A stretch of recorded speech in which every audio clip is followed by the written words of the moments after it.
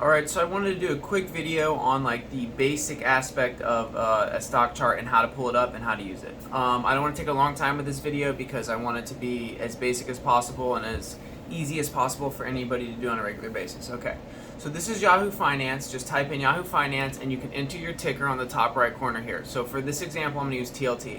Pretty much any stock, anything on the New York Stock Exchange that you use is going to pull up. So this is just a regular line. You're not going to pull a lot of information out of this blue line. This is what's happened to the bond market over the last 1 year, okay? And the intervals I like to set here, and I don't like the line. So I'm just going to simply use a candlestick. Now what the candlestick is going to do is each interval of each candlestick is 1 day. So I like to set my interval on 1 day if we're going to go through the simple aspect of this, and I'm on a 1 yearly chart now. I can zoom it out a little bit more to make it more than a year though. Okay. So I'm still not really looking at much. It basically is not showing me really anything for that point, okay? So what I'm going to do is use a few indicators that like pretty much every trader uses, or that anyone that just watches the index in general, when you want to add to a position. If you want to buy and hold forever, that's probably the best bet. Even if you've been buying for 5 or 6 years, this is still something you can use when to dollar cost average in. So it's a moving average, okay, but we're going to set 2. All right, we're going to set a 50-day moving average. It's the purple line. Now you see this purple line? It may be hard to see. Let's see. So the 50-day moving average is the purple line right here, okay? If I zoom it in, it's a lot easier to see, okay? That's a 50-day moving average of all of the candles, okay? Now we're going to add one more indicator, all right? Another moving average, but this one's going to be a 200, all right?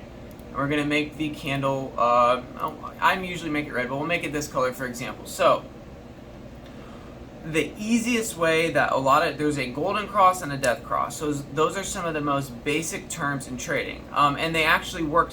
Some of the basic trades work the best. But I want to look at a death cross and a golden cross. So a death cross is when the 50-day crosses the 200 and it will go under. So for example, in the bond market, when this was, let's see, 11/3/2020. Okay, so you have a 50-day moving average. If I pull this up right here. See this purple line crossing right here through this, okay? So we have our 50-day moving, and that's when you would sell, okay? So that's when you enter a sell signal. You could set up your position to sell here, okay? So you would be selling at 161, and you'd be re-entering when the purple line or the 50-day recrosses the 200. Now, sometimes you need to wait for confirmation, and a lot of times you'll have a big break over the 200, so don't get overzealous. Wait for a retest of that 50 or the 200, and then you'll have another breakout. So that's a break over the 200 or the break over the 200, test the 50 or the 200, and then a reconfirmation. And what that's going to do is that's going to drag this purple line, the 50-day moving average. These basic moving averages are really important. It's going to drag it over this. So the 200 is going to go over the 50, and that's going to be a golden cross. So if we go back to the S&P 500, let's just look at the basic S&P 500, and where would you have bought, when would you have sold? So obviously right now it looks like the chart's going straight up. So let's look back to March, okay? So when everything had happened in COVID, the purple line right here, so for example, you would have sold out of your position on the date 3/19 basically, a little bit later, 3/26, okay? You would have sold out right here on this. And yeah, that's probably a bad, but that's when your 50 crosses your 200. And that's going to prevent a lot of the downside. It's a lagging indicator, but this is the most basic way to go about it. And you would have re-entered your position right here when they recross. And now you would be holding, see how far apart their space, you would still be holding the index, S&P 500, until the 50 crosses the 200. Now there's a few more indicators.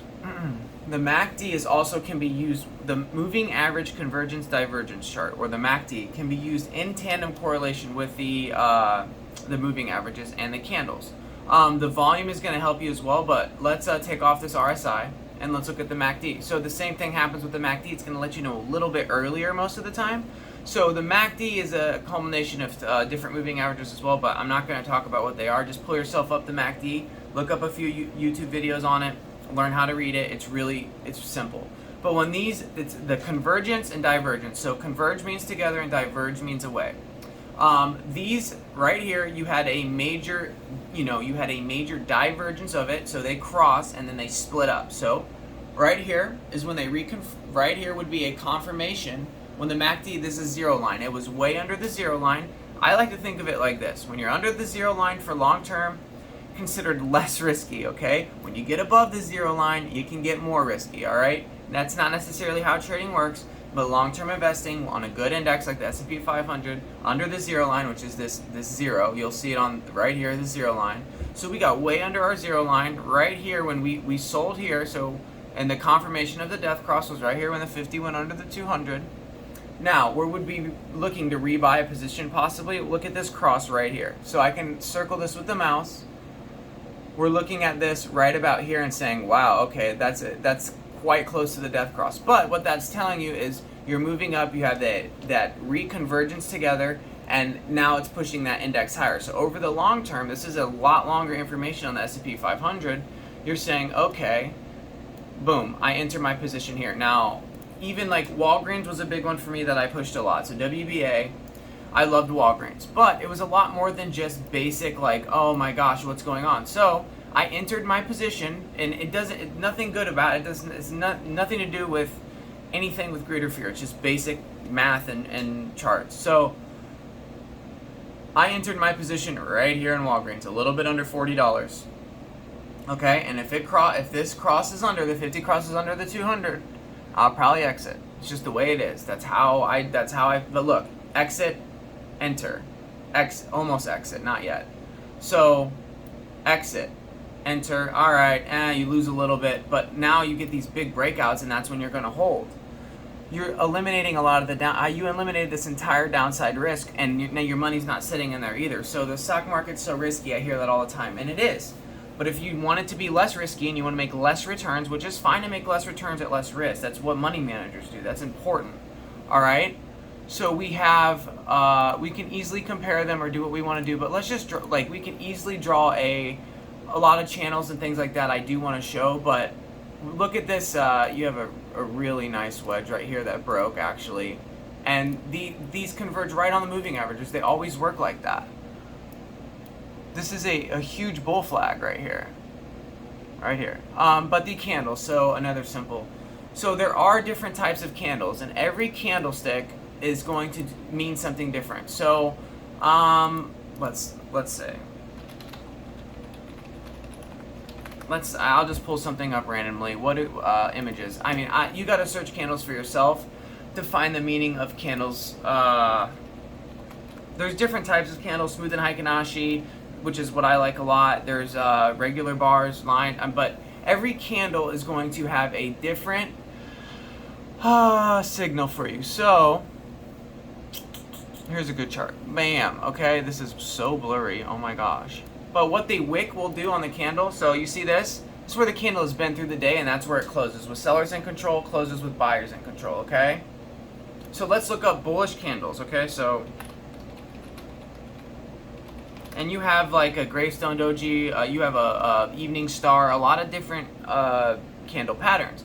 But you learn what the candle patterns do, and you max them up with that 50 and 200 day moving average, and you say, wow, that's a bullish candle getting ready to close above the 200 while the 50 is swinging. And you say, well, this is a good time to open a position. You can always lighten up as it moves up or add, but you usually want to add right when these things happen. So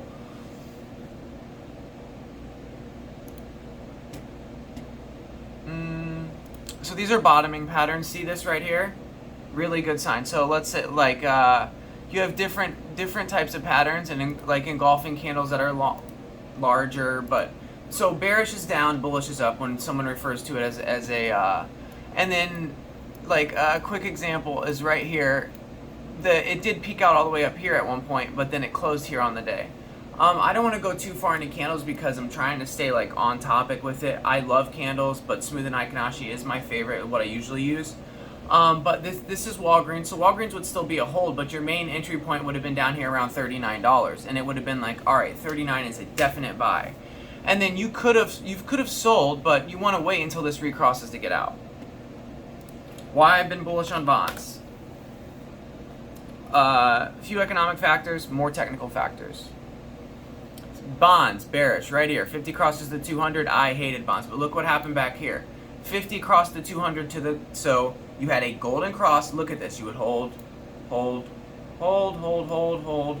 and then hold it, right? So you would hold over all the way up to right here, and you are no longer holding right here. You get the hell out. And now you wait while you take all this downside risk. It could have fallen however far it wanted to, but you sell at that death cross, and you get used to doing that, and you get out. And this is not going to work every time. If it worked every time, I'd be a billionaire and everyone would have infinite money if they knew how to, if they use this. But this is just an indicator to help you when to add or when to loosen up a little. So the bonds, you can try to get in. Some traders they get in a little bit earlier than this and they learn a few indicators too. But that's pretty much it for today's video. I just wanted to keep it at 10 minutes, and you're about to enter a golden cross, so let's see what it does to the bond market. But that's when you would enter, and if it recrosses down, you exit and you take a lot of your loss out of it, or a lot of your risk, which is the same as loss.